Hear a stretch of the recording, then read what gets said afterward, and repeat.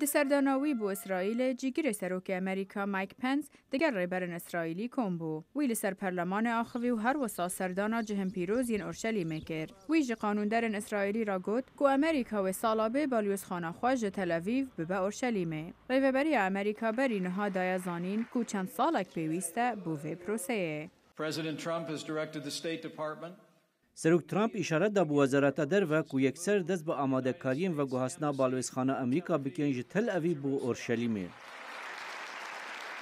ریبرن اسرائیلی بخیرهاتنا و پیامه کرد. سروک پرلمان یولی ادلستاین جدنگ امریکا را گفت که امریکا و به نمونه یک جبو ولاتن دن.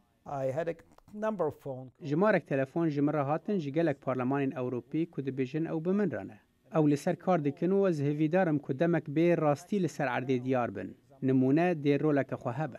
سروک اپوزیسیون آیزک هرزاگ پس نیاخفتنا پنس کر لیوی دازانین که دوی دانستاندن لسر سنوران دگل فلسطینیان بینکرن که او دخوازن روشهلات اورشلیمه به پایتخت دولت وان ده پاشه روژه دا.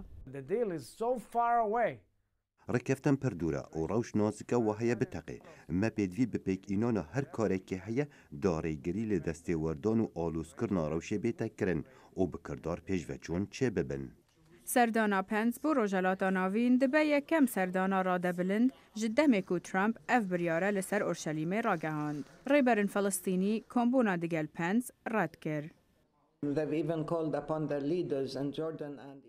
وان بانگا سرکردین اردن و مصر کر پیشوازی وی نکن جبرکو پنس آلی کار جناف برنا اورشلیم بو جسر ماسه گفتگویان و را دست کرناوه بو هزا اسرائیل یاداگیر کرد. ترامپ گوتیه که آشتیا روژهلات ناوین یک جه آرمانجن وین سرکینه ده سروکتیا ویدا. لی فلسطینیان زلال کریه که باوریا وان به امریکا نایه.